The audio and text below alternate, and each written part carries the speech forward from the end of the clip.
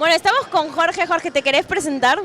¿Cómo estás? Sí, te cuento, soy Jorge Castillo Rolandi, soy productor y realizador de streaming corporativo, vengo trabajando en esto hace 15 años. Wow. En realidad desde los primeros tiempos vinimos armados sobre todo en lo que era el streaming en comercio electrónico, con la CASE, con una serie de e-commerce day increíbles, y a partir de ahí desarrollando distintas asociaciones, sobre todo grandes, en una primera etapa del streaming que fue sobre todo la década del 2010 al 2015-16 y un cierre de etapa 2016-2020 prepandemia, en donde recién empezaba a generar un cierto nivel de atracción y comunicación del streaming en eventos y congresos y demás. De hecho, un pequeño detalle, mis profesiones de contador y casi de casualidad y con la promoción de algunos colegas, desarrollamos, por ejemplo, el streaming del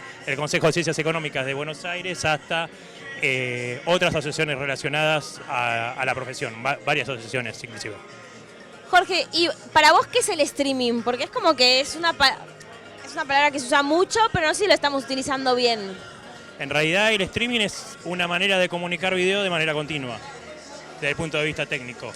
Pero desde el punto de vista, en realidad siempre hablando del streaming en vivo. Si hablamos del streaming on demand, vamos a las pelis que vemos todos los días. Pero cerrándonos al vivo, que es en lo que trabajamos nosotros, que es eso que estamos viendo ahora, es generar que un contenido y algo que pasa en este momento pueda ser visto en otros lugares, en realidad de manera ilimitada, gracias a Internet, obviamente, y gracias a la evolución de la velocidad de Internet. ¿Y cómo aporta a las empresas invertir en streaming?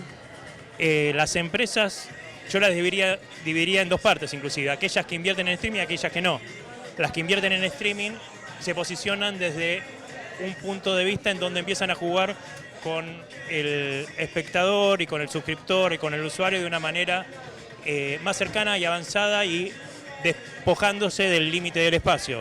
Es decir, llegando de una manera un poco más fluida, sobre todo cuando hacen una presentación de un producto o ni que hablar de un congreso, de lo que sea, y lo que logran de esta manera es, desde el punto de vista económico y de resultados y de monetización, podés abrir canales de distribución de contenidos de una manera indefinida, en donde el desafío está en comunicar.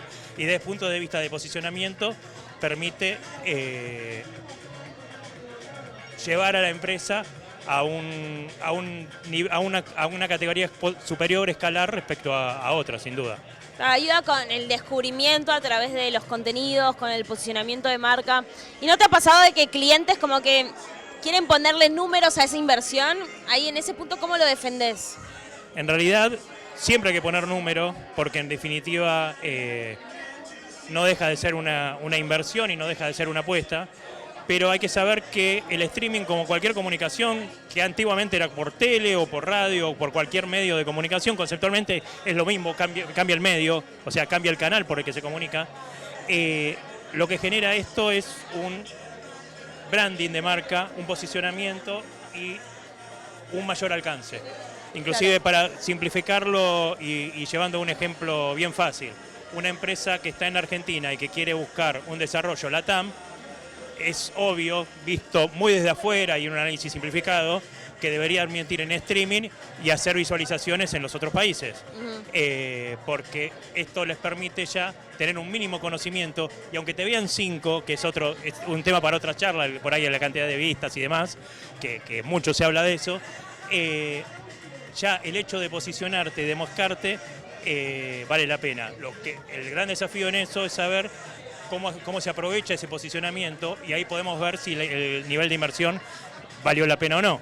Y un último detalle con esto es, hay distintos niveles de producción y de calidad de comunicación en el streaming que también tenemos que ver que sean coherentes con lo que se quiere mostrar.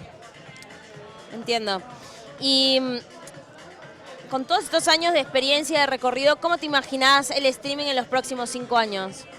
En los próximos 5 años va a cambiar no tanto, en realidad sobre todo va a cambiar con la IA. Yo tengo un par de interrogantes respecto a la adopción de determinadas simplificaciones que generan la IA, sobre todo en idiomas y en recorte de contenido, sobre todo para el post, reel, shoot, shorts, etc. Pero después, en cuanto al comportamiento humano, Sí. es mucho más lento.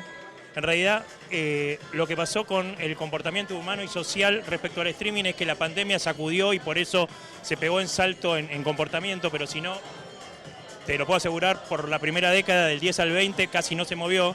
Y entre el 22, 23, 25, en realidad lo que tuvimos es un crecimiento muy fuerte, particularmente en Argentina, obviamente con los canales de streaming.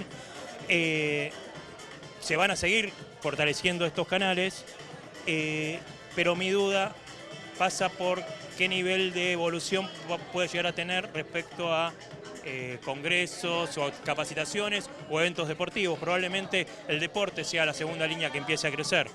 La música de por sí, bueno, ya está, está naturalizado el hecho de tener conciertos en vivo y demás. Seguramente eso también va a tomar forma, con lo cual en los 5 años lo que vamos a hacer es naturalizar cosas que hoy nos parecen nuevas. Más adelante van a aparecer, en mi opinión, nuevas incursiones de manera de vivir el vivo, un poco más relajada, sin tanto pensar en la tecnología. Qué locura, pensando sobre todo en la inteligencia artificial, ¿no? Que dejemos a un costado la tecnología. Totalmente. La inteligencia artificial en realidad lo que hace es un crecimiento exponencial increíble que en algún sentido excede hoy la capacidad adaptativa del hombre. Entonces, la inteligencia artificial hoy, llevada a 10 años, va a ser aplicada recién en ese momento por la adaptación que tiene el hombre en esa aplicación. Sobre todo, digo, en la parte del streaming y en cómo entender un contenido que está en vivo. Claro. Bueno, gracias Jorge por tu tiempo y nos veremos en 5 años a ver cómo está. Vemos a ver si tuvo razón claro, o no. Sí, si te fue bien con la predicción. Y un último paréntesis, te quiero dar, agradecer a Gaby, que nosotros estuvimos y ayudamos en la producción de este streaming. Y la verdad que es una satisfacción a nivel personal. Yo a Gabriel lo aprecio mucho, Gabriel Miller, que es quien motoriza todo esto. Todos lo queremos mucho.